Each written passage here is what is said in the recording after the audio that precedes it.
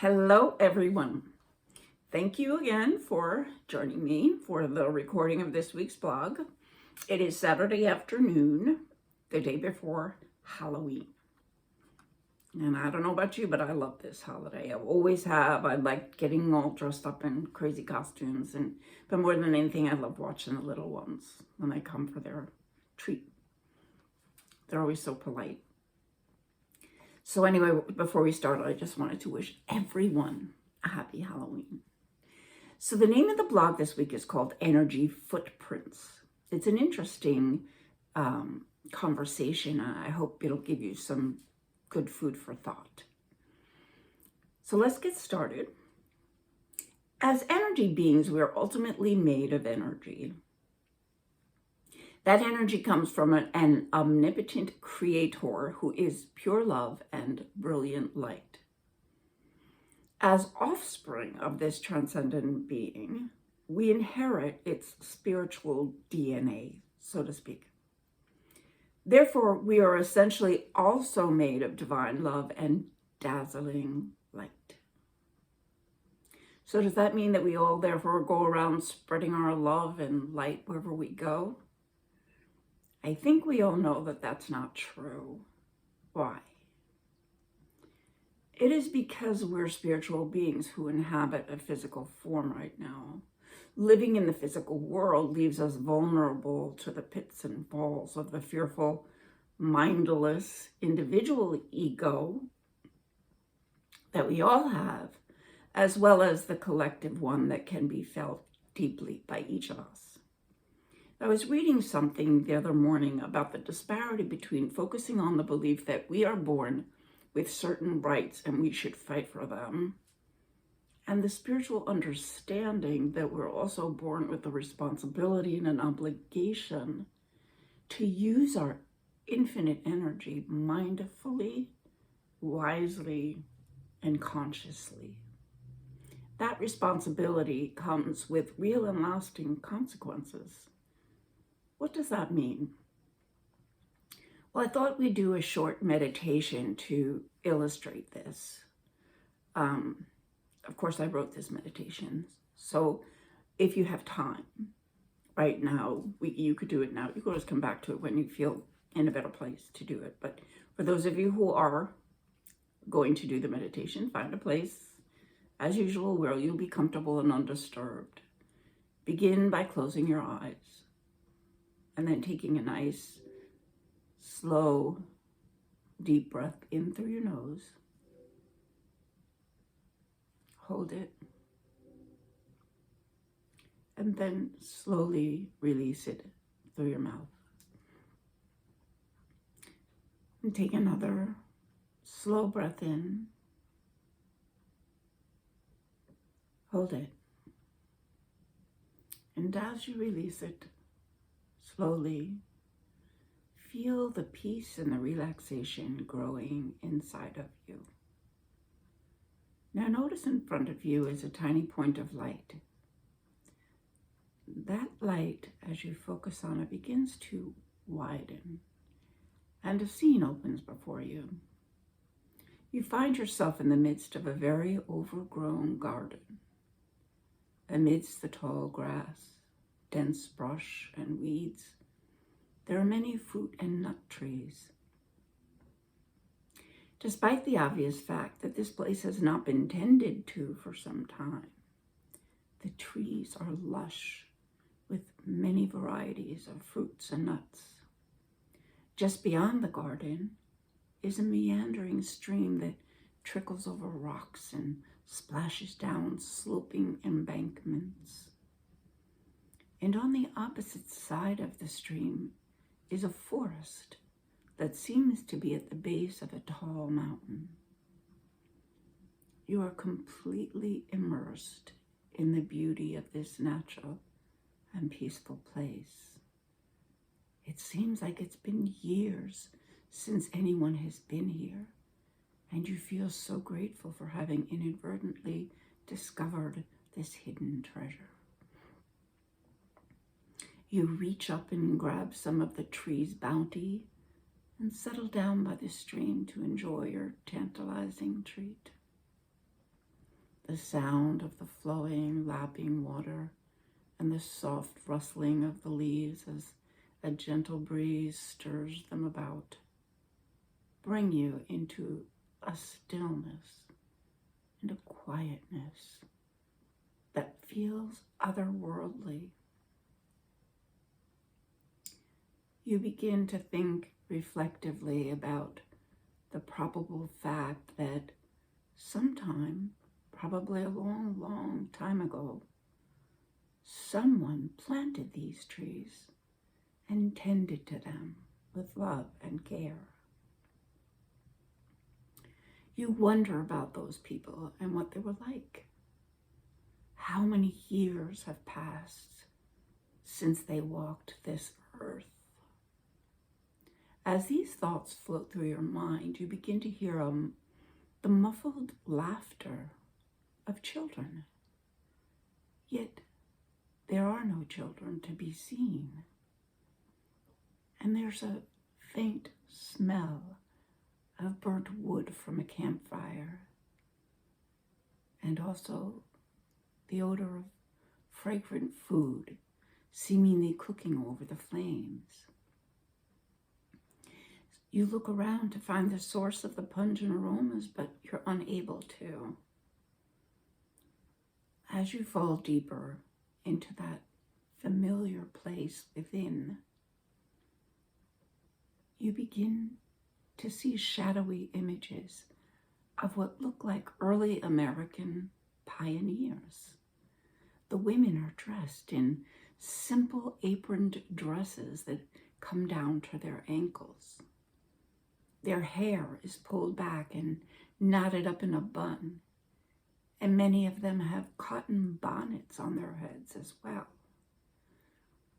Some of the men have hair, their long hair. It's tied back in a ponytail. They are also dressed simply, and some have long jackets on that seem like they were made from the skins of animals.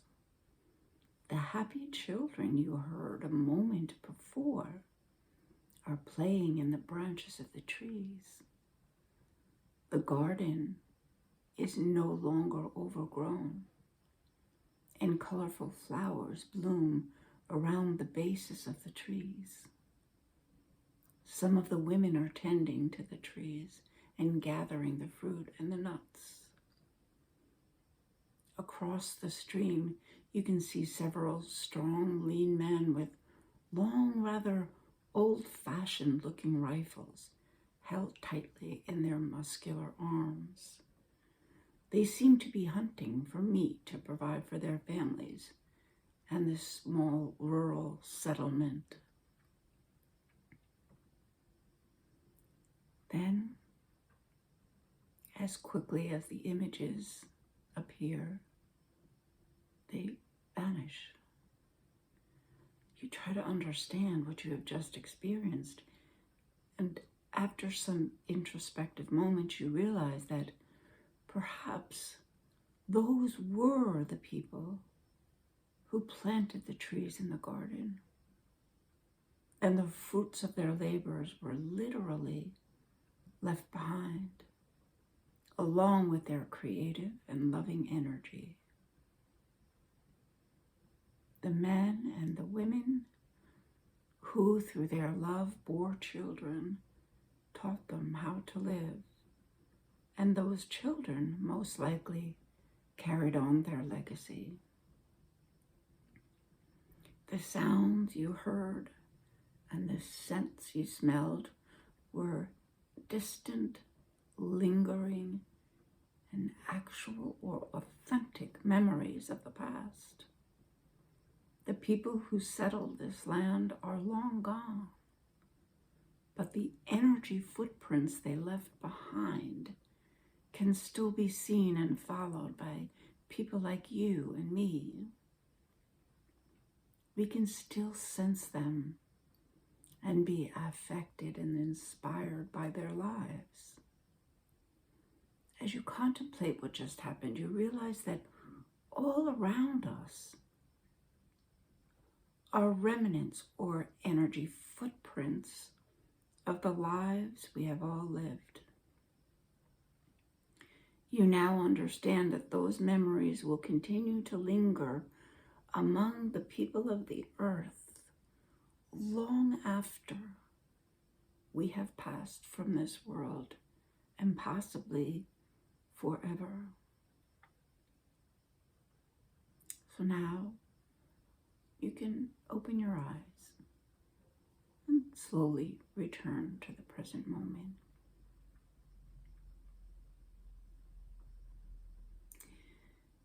Returning to the above statement about our rights versus our responsibility and obligation brings me to the point of the meditation. Many of us spend so much time ranting about our right to this or that.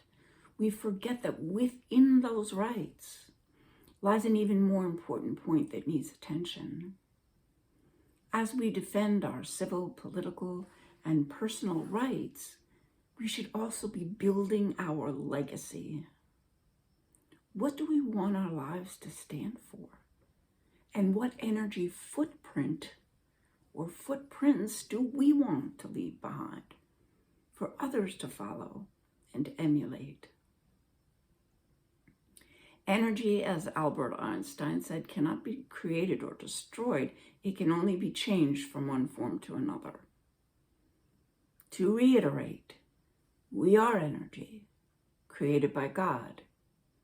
Indeed, that energy cannot be destroyed even after we leave this physical world.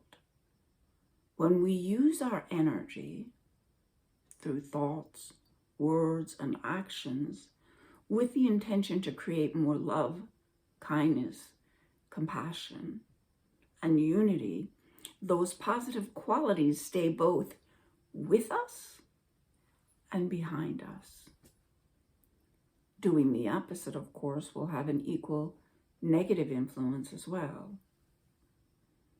The world will continue to feel the impact of the energy footprints of each and every one of our lives. We have a responsibility and an obligation to our children, our grandchildren, great-grandchildren, and beyond, to live a noble life, worthy of their respect and admiration. We may aspire to be a great leader with high goals and aspirations, yet if we set aside our morals, ethics, and common decency to achieve such goals, we fail our families, our communities, our countries, and the world. Not to mention, we fail our beautiful, infinite soul. We are far more powerful and impactful than many of us realize. Our energy is our infinite power that cannot be destroyed no matter how many times we physically perish. Let us be forever mindful of how we utilize this energy each moment of every day. When we cross to the other side of the veil and we reflect on the life that we just lived, will we smile with contentment, or will we cringe with regret? Now, we may have already created footprints that we're not quite so proud of. But the good news is we can still change the form of that energy to one we will be honored to leave behind. So let us choose love and kindness always. And if we do that, all will be well. So it's interesting to think about that there's this energy that is still there. Like if we think about parents or grandparents, if they've already passed, that the energy that they utilized while they were here, and the things that they did and what they said and how they lived, those can be felt. the words they spoke can be heard if we take the time to be still and be quiet and tune into that. So it's both a kind of a little bit of a scary thing, thinking that, you know, you cross over and okay, we're done. But we're not. Because the gifts that we offer from our souls, from our hearts, from our minds, from the life that we live, they stay here and impact the world. And that's exciting to me. But again, it is scary because we all make mistakes. Nobody does, no one is positive and uplifting and does the right thing all the time. We don't. But the most important thing that we have is our intention. When we have an intention to be kind, loving, forgiving, compassionate, all those things, even when we fall short of that, we also have forgiveness for ourselves and for others. And we always have the chance to begin anew and use our energy in a more positive way. So it's something interesting to think about, and I hope you enjoyed it. We're getting a little up there today. It's like 16 minutes, so it's a little long. I try not to go that high, but oh well. Anyway, again, I hope everybody has a wonderful Halloween. Enjoy it and channel your inner child and have fun. Okay, namaste, everyone.